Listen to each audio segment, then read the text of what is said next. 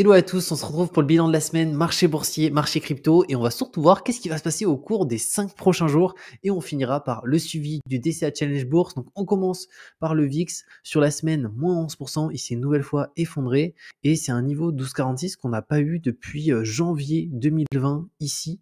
Donc c'est quelque chose quand même d'assez important. Ça signifie qu'au niveau des incertitudes qu'il y a actuellement et des conflits géopolitiques qu'on peut avoir à certains endroits du monde, et ben le marché il est quand même plutôt optimiste, plutôt positif, et il estime que ça va pas trop s'enveniner parce qu'en fait le marché actuel c'est clairement que de l'anticipation. À chaque fois, dès qu'on a un marché qui monte, un marché qui baisse, c'est qu'on anticipe soit que ça va aller mieux, soit qu'au contraire ça va s'empirer. Et donc le prix du marché actuel, bah, c'est le prix qu'on estime être le meilleur prix concrètement. Et donc c'est quand même quelque chose d'assez intéressant de voir que bah, actuellement le VIX est clairement un des plus bas sur quasiment 4 ans, quoi, 4-5 ans.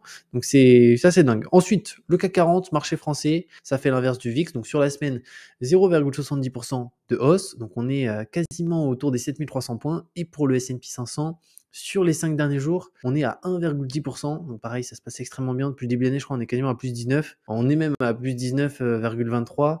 Et si on regarde ici le CAC 40, depuis le début de l'année, 10,59. Donc on peut voir que ça a rebondi en même temps. C'était fin octobre. S&P 500, c'était aussi fin octobre. Et ce qui est intéressant, c'est si on regarde le VIX, où il était fin octobre, donc on va se mettre là, et bien fin octobre, il était à 21. Il était quasiment 2 fois plus élevé que aujourd'hui. Quasiment. Donc c'est vraiment lié. En général, plus le VIX est haut, plus il y a de la peur, donc il y a de la vente. Et donc souvent, mieux sont les points d'entrée. Actuellement, bah, on a un VIX qui est extrêmement bas, donc le marché est cher. Après, si on investit à très long terme, si on investit sur 15 ans, 20 ans, en soi, autant rentrer sur le marché maintenant, parce que dans 20 ans, ça sera tellement plus. Mais disons qu'à court terme, bah, effectivement, le marché est cher, parce qu'on a un VIX qui est très très bas, il n'y a pas trop de crainte sur le marché, ni rien. Après ça, on passe à cet élément-là, alors assez dingue. C'est du coup une étude qu'a publiée l'AMF avec un baromètre sur l'épargne et l'investissement des Français. Et donc ici, bon, on a quelques informations sur un petit peu qu'est-ce qu'ont les foyers en termes d'épargne et d'investissement. Donc on a un petit peu de tout, hein, du plan épargne entreprise, des SICAV, de l'assurance vie, de l'épargne retraite, etc. Mais le plus choquant, c'est vraiment ça en fait, hein, c'est la perception des produits boursiers et d'investissement. Donc 69% des personnes interrogées pour l'enquête, les placements en actions sont réservés à ceux qui s'y connaissent suffisamment. Donc jusqu'à là, il faut avoir quand même quelques connaissances. Mais bon, si on investit via un ETF, clairement, je pourrais le faire à ma grand-mère hein, à ce niveau-là. Et 63% jugent qu'il faut y consacrer beaucoup de temps. Les placements en actions sont enfin trop risqués pour 60% du panel. Et c'est hyper triste. Je pense que c'est juste un manque de connaissances ici parce que beaucoup de temps, non, au contraire, ça prend tellement moins de temps que d'autres classes d'actifs par rapport à l'immobilier et l'investissement en bourse. Ça peut prendre 1 minute par mois, clairement. Et au-delà de ça, trop risqué. Le plus risqué aujourd'hui, c'est pas d'investir en bourse ou dans d'autres classes d'actifs, c'est de laisser son argent fondre comme neige au soleil sur des comptes d'épargne qui se font défoncer par l'inflation. Mais en tout cas, actuellement, bah, pour la France, en tant que Français, on n'est pas beaucoup à investir. Enfin, c'est très faible en fait, hein. Il y a vraiment une incompréhension de l'investissement. J'espère que ça va se développer au fur et à mesure du temps avec tout ce qui est création de contenu. Mais pour l'instant, c'est plutôt mal parti. Et si on prend le cas vraiment des États-Unis, mais c'est tout l'inverse, quoi. Dès 16 ans, ils ont un compte titre, ils investissent dans du Apple, ils ont des ETF, etc. C'est vraiment un autre monde. Après ça, la map du S&P 500, on va se mettre sur la semaine. Et ben, on est majoritairement dans le vert, hein. On a juste Nvidia un petit peu dans le rouge. Mais on est sur une map dans le vert avec quelques actions flat, du Apple, du Google. Mais concrètement, ça se passe très très bien. Après, on a ici, qu'est-ce qui va se passer cette semaine? Alors là, il y a pas mal de choses, les amis, hein. Donc le 29 novembre, il y a les taux de croissance du PIB juste ici aux États-Unis. Après, on a les indices des prix, donc PCE, le revenu des ménages aux États-Unis, les dépenses des ménages aux États-Unis. Ça, c'est assez important parce que c'est pris en considération notamment par la Fed au niveau de l'augmentation des taux. Parce que si, imaginons, on a les revenus des ménages qui augmentent, bah, potentiellement, ils vont pouvoir aussi plus dépenser. Donc plus dépenser est égal plus d'inflation. À l'inverse, si les revenus des ménages sont moins faibles, et ben en général, bah, c'est assez bon pour l'inflation, il y en a moins. Mais bon, là, de toute façon, il y a les deux qui vont sortir, les dépenses et les revenus. Et souvent, bah, du coup, on voit directement que c'est assez corrélé. Plus il y a de revenus, plus il y a de dépenses, moins il y a de revenus, moins il y a de dépenses. Ça, c'est vraiment juste pour les personnes qui investissent, qu'en général, bah, plus ils ont de revenus, plus ils investissent. Mais de manière générale, la personne normale, plus elle gagne, plus elle dépense, c'est pas plus elle investit. Et après, on a aussi un discours ici, Jérôme Powell, donc c'est vendredi 1er décembre, donc c'est à 18 h. Donc on verra qu'est-ce que ça va donner, qu'est-ce qu'il pense actuellement. Ça va être un discours qui est très très suivi, donc à mon avis, il va y avoir beaucoup de volatilité suite bah, directement à ce discours de Jérôme. Après, on a notre euro-dollar, et ben franchement, ça remonte hein, petit à petit. Là, on peut voir, c'est assez intéressant. Sur un an, bah, concrètement, c'est dans le vert sur aujourd'hui, 5 jours, 1 mois, 6 mois, année écoulée, 1 an. Donc c'est bien, on est à 1,09, donc l'euro remonte la pente. Parce que voilà, on est bien descendu, hein, même si on se met sur tout l'historique ici. Voilà, on peut le voir ici depuis 2008, clairement ça baisse, ça baisse, ça baisse. On avait l'impression que ça allait plus s'arrêter. Et en 2022, septembre, l'euro s'est dit bon, est-ce qu'on remonterait pas un petit peu? On est à 1,09, donc on est loin des niveaux où on était à 1,57.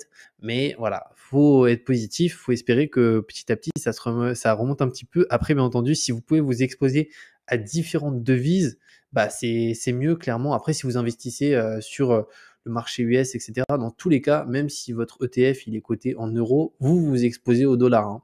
Mais vous pouvez aussi vous exposer directement sur des comptes d'épargne en dollars sur Interactive Broker si vous voulez vous exposer à d'autres devises que l'euro. Ensuite, Orpea, eh ben, sur la semaine, moins 46%. Et en fait, je ne l'ai même pas vu venir parce que je vous avais dit que bon, à un moment, ça allait forcément passer en dessous des 1 euro parce que cette action, elle est vendue, vendue, vendue. Mais en fait, c'est assez dingue, c'est qu'elle est à 0,24 là.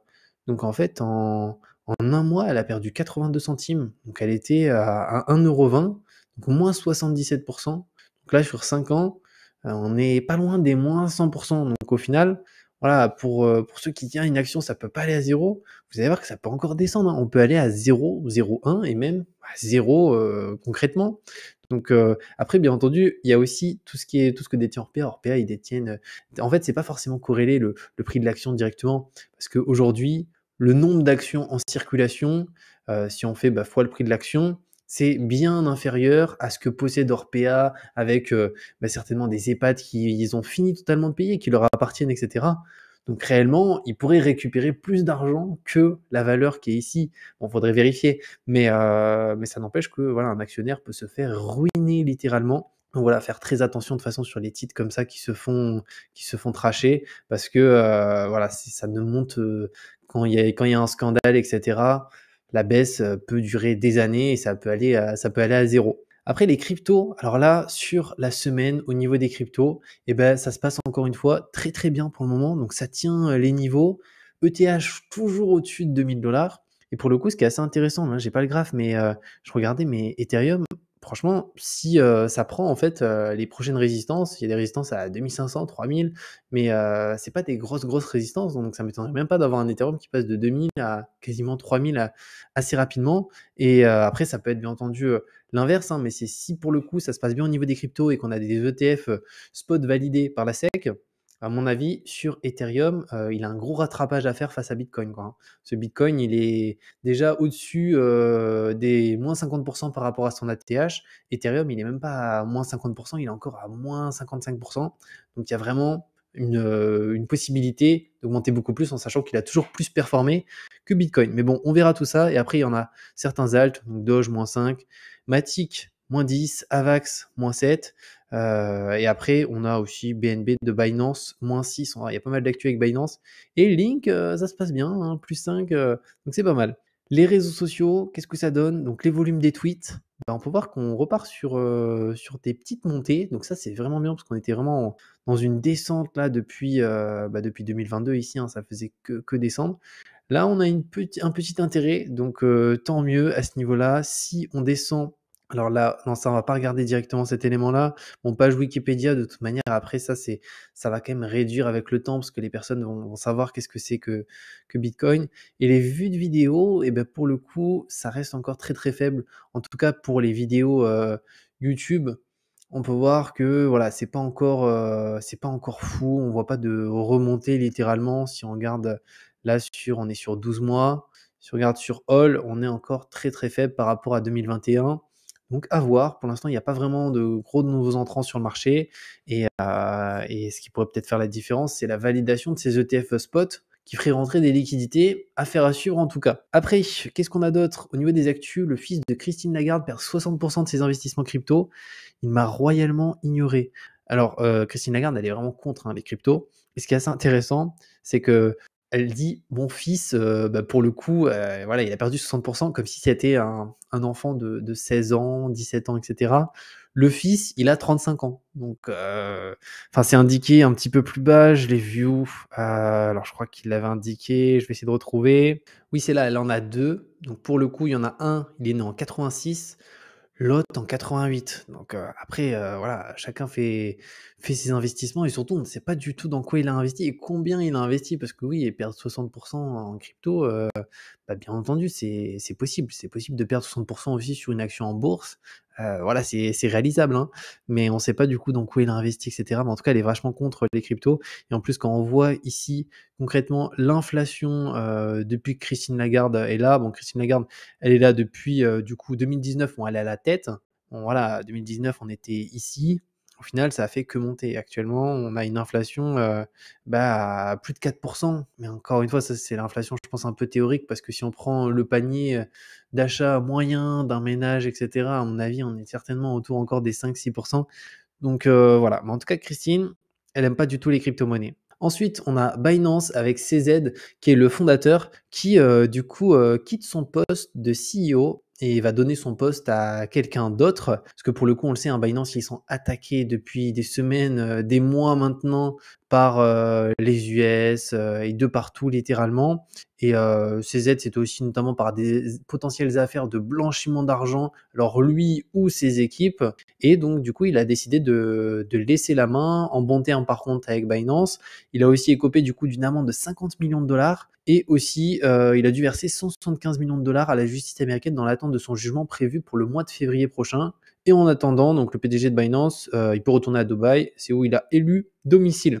Donc on verra ce que ça donne. C'est peut-être pour ça aussi que le BNB a un petit peu baissé. Mais on dirait que vraiment les US, de toute façon, Binance avait des parts de marché énormes, hein, des beaucoup plus grosses parts que Coinbase à l'échelle mondiale. Et en fait, on dirait qu'ils ont essayé de tuer un petit peu Binance pour clairement faire en sorte que Coinbase soit les numéro 1 mondial et qu'en plus, on peut voir, bah, de toute façon, les ETF spot, si c'est validé, ça sera fait avec Coinbase, que ce soit au niveau bah, des fonds, des bitcoins et tout, ils seront achetés via Coinbase. Donc, on dirait que les US, ils ont vraiment cette stratégie de façon de dire, OK, les cryptos, il faut que ça soit la plus grosse entreprise crypto, il faut que ça soit chez nous. Ça fait quand même mal, hein, pour eux et de toute façon, on regardera ce qui va se passer au fur et à mesure des mois. Après, halving sur Cosmos, l'inflation maximale Atom a été divisée par 2. Pourquoi?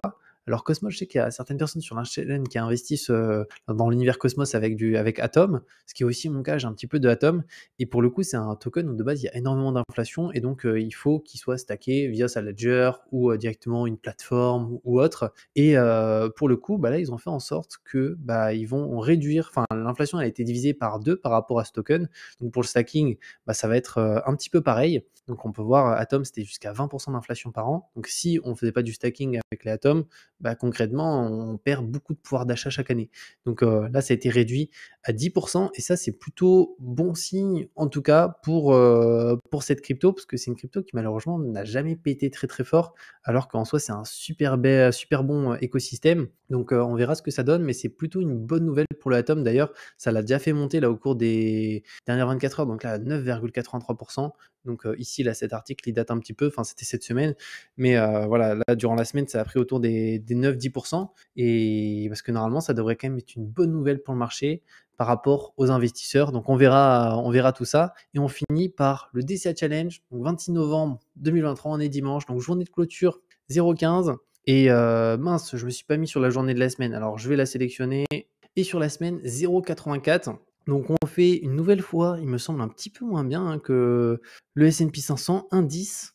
Donc au final, ça monte moins que le S&P 500. Après, quand le S&P 500 baisse, ça baisse moins. Donc c'est un petit peu inversé.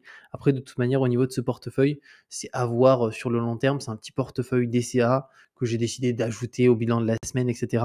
parce que je trouve ça toujours intéressant de suivre tout ça. Il y a des ETF, il y a aussi un petit peu d'actions et c'est un portefeuille avec notamment du smart beta. Donc on verra ça au fur des prochains mois et des prochaines années. J'espère que cette vidéo vous a plu. Je vous en mets une note sur la chaîne juste ici, qui est mon guide complet sur l'assurance vie. N'hésitez pas à aller les voir et on se retrouve très bientôt pour une nouvelle vidéo.